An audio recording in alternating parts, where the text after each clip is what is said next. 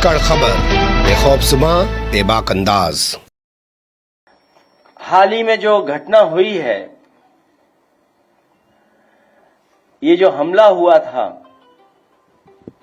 ये हमला इसलिए भी हुआ है कि सुमनजीत दलितों को कुचलने वालों के खिलाफ आवाज उठाने के लिए बुलंदशहर के उस सुनहरा गांव में जा रहे थे, जहां सत्ता सजातियों ने कुछ दलितों को कई बार बेरहमी से रौंदा था, जिसमें एक दलित महिला की मौत भी हुई है और कई बुरी तरह घायल हुए हैं।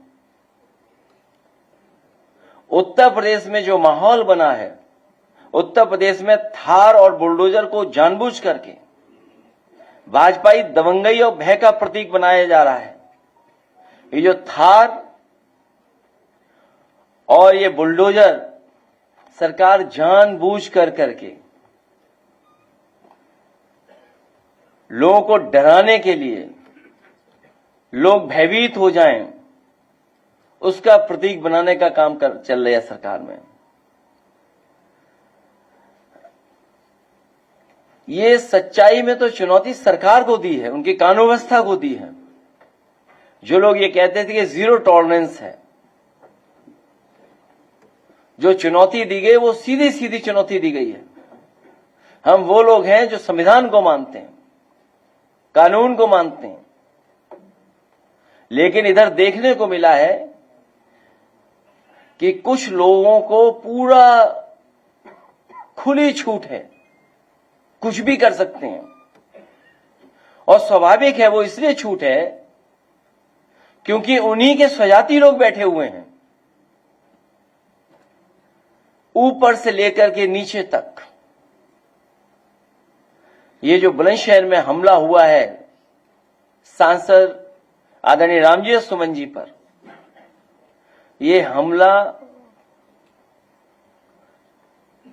कहीं न कहीं इशारा करता है कि उनको सरकार का पूरा सहारा है। याद कीजिए, एक दिन मैंने ये कहा था इसी ऑडिटोरियम में कि सरकार के लोग अभी तो औरों को धमका रहे हैं, लेकिन एक समय ऐसा आएगा ये सरकार के लोग किसी को नहीं छोड़ेंगे। और उसी का उदाहरण हम लोगों को देखने को मिला है।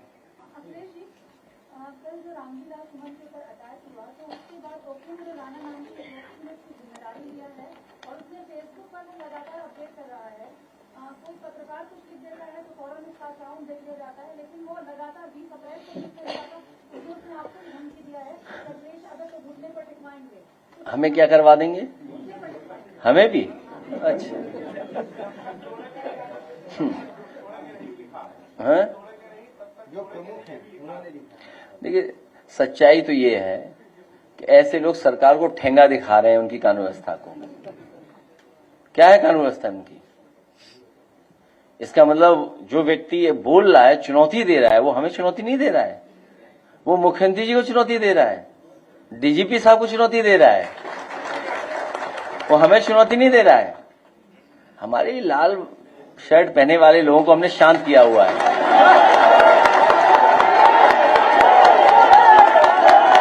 ये चुनौती हम लोगों को नहीं दे रहे हैं।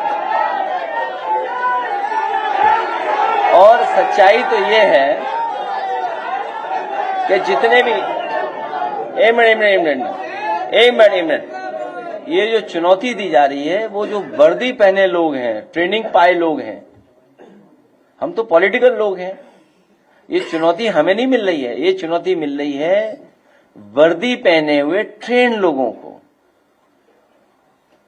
ये चुनौती उन्हीं लोगों को मिल रही है। ये चुनौती मिल रही डीजीपी साहब को, चुनौती मिल रही मुख्यमंत्री जी को। हम लोगों को चुनौती नहीं है। ये चुनौती और इसलिए भी मिल रही है कि इनका कुछ सीधा संपर्क है, संबंध होगा, और ये सब ऐसे लोग कानून व्यवस्था को ठेंगा दिखा रहे हैं।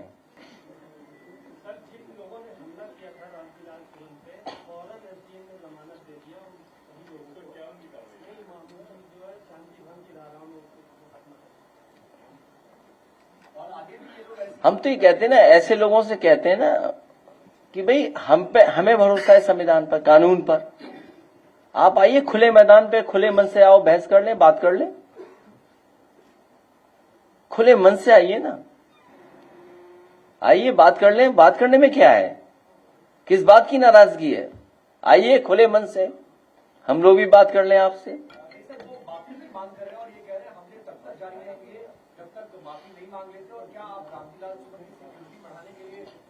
देखिए, हम लोकतंत्र पे भरोसा करते हैं, कानून पे भरोसा करते हैं, संविधान पे भरोसा करते हैं, और खुले मन से बात करने के लिए हम लोग तैयार हैं। बताइए, खुले मन से बात करोगे? और मैंने कहा, कई बार कहा, फिर दोहराता हूं, अभी जरूरत है सीमा पर सेना की,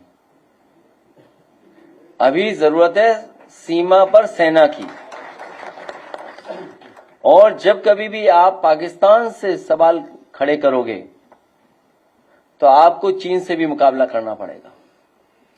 कई जो अखबार हैं इंटरनेशनल से लेकर के आपके हमारे महत्वपूर्ण अखबार हैं, कई राइटअप आए हैं, कई लोग चर्चा कर रहे हैं इस बात की कि जब कभी भी आप पीओके की तरफ देखोगे, पीओके की तरफ देखोगे, तो साथ में आपको चीन से भी मुकाबला करना पड़ेगा। इसलिए किस तरह की चीजें हैं, सेना की जरूरत सीमा पर है। अभी तो कितनी 24 सीटें खाली हैं कश्मीर में। मैं सेना से कहूंगा कि 24 सीटें भरवा दो कश्मीर की, ये जो सेना यहां घूम रही है।